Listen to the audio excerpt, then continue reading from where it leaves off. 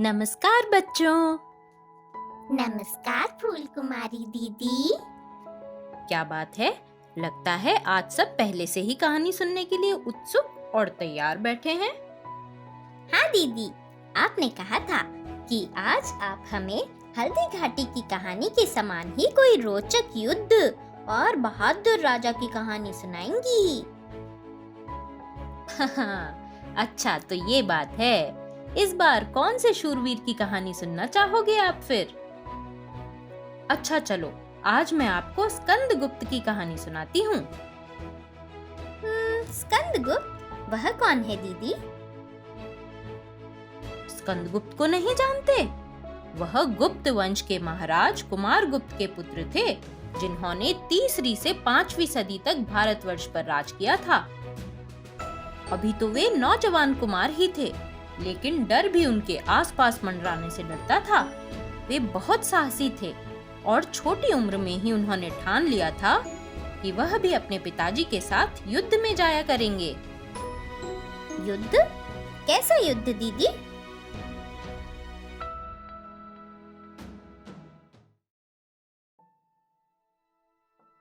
ये बात उस समय की है जब हूण जाति भारत पर आक्रमण कर कश्मीर और गुजरात जीतते हुए पाटलिपुत्र यानी आज के पटना तक पहुंच गए थे।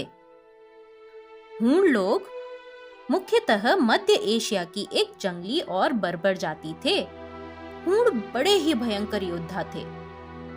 सिर्फ युद्ध में गए सैनिक ही नहीं, बल्कि निहत्थी जनता का नरसंहार करना, बच्चों को मार देना, महिलाओं को उठाकर ले जाना, पुस्तकालयों को जला देना, विश्वविद्यालय को नष्ट कर देना, वे सब कुछ नष्ट करना चाहते थे। यही उनका काम था। वे कई देशों पर प्रचंड आक्रमण कर चुके थे। कम ही लोग ये जानते हैं कि चीन की विशाल दीवार हूणों के आक्रमण से बचने के लिए बनाई गई थी। चीन की अभेद दीवार के कारण चीन तो बच गया, जिसके बाद हूणों के आक्रमण का रुख भारत की ओर हुआ।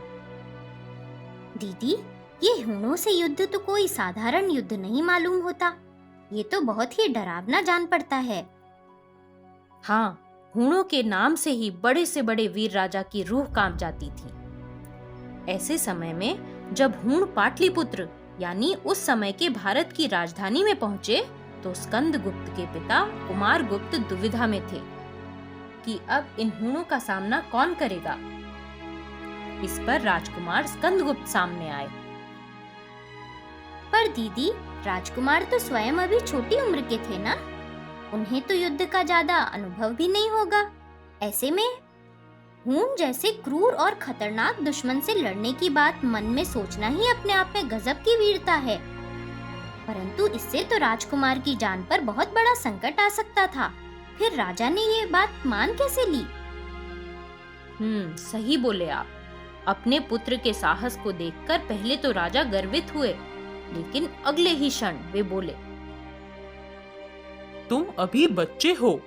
इस युद्ध में खूंखार आक्रमणकारियों का सामना करना होगा, जो हमारे देश को दास बनाना चाहते हैं। तुम्हारा साहस देखकर हम प्रसन्न हुए, परंतु ऐसे भीषण युद्ध में एक किशोर राजकुमार को ले जाकर हम कोई जोखिम नहीं उठा सकते। परंतु पिताजी, क्या आपको मेरी वीरता पर विश्वास नहीं? आप मुझे मौका तो दीजिए। मैं जाऊंगा और समस्त हूणों को हराऊंगा ही नहीं, बल्कि अपने देश से बाहर खदेड़ दूंगा। अपने बालक के इन शब्दों को सुनकर उसकी राज्य के प्रति निष्ठा और खुद पर आत्मविश्वास को देखकर राजा गर्व से प्रफुल्लित हो उठे। उन्होंने आखिरकार राजकुमार को युद्ध में हिस्सा लेने की अनुमति दे दी और अब ये खबर पूरे राज्य में आग की तेजी से फैल गई। सब जगह इसी के चर्चे चल रहे थे। अरे पता है राजकुमार स्कंदगुप्त कितने साहसी हैं।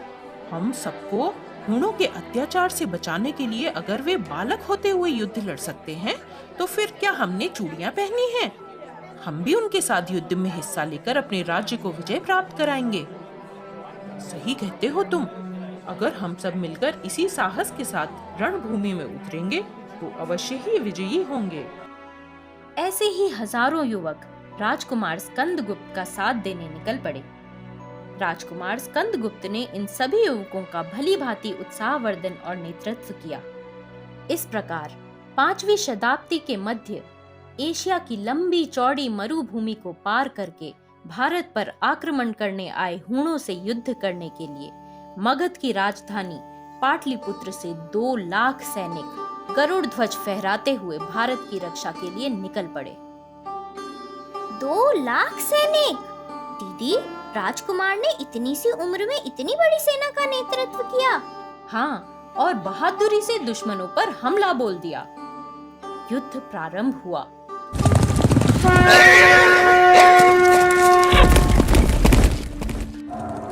महाकाली और रुद्र देवताओं के जय घोष से दिशाएं गूंजने लगी। कुमार स्कंदगुप्त स्वयं एक हाथ में बिजली की चमक वाली तलवार और हृदय में विजय का संकल्प लेकर युद्ध भूमि पर उतर पड़े थे। वे जिधर भी निकल जाते, खूंखार हूण सेना भी डर के मारे कांपने लगती। राजकुमार की वीरता और पराक्रम को देखकर उनकी सेना भी दुगने उत्साह से शत्रुओं को समाप्त करने में जुट गई। देखते ही देखते हूण सेना दुम दबाकर भाग खड़ी हुई और अपने पिताजी को दिए वचन के अनुसार स्कंदगुप्त ने उन्हें अपने पराक्रम से न सिर्फ पराजित किया बल्कि देश से बाहर तक खदेड़ दिया। राजकुमार स्कंदगुप्त की जय हो! राजकुमार स्कंदगुप्त की जय हो!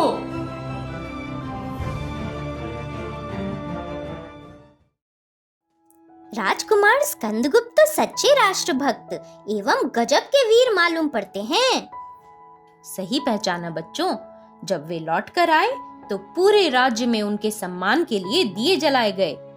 महाराज ने स्वयं मुख्य द्वार पर आकर उनका स्वागत किया और उनका राज तिलक भी किया। अच्छा, फिर कुमार स्कंदगुप्त नए राजा बन गए?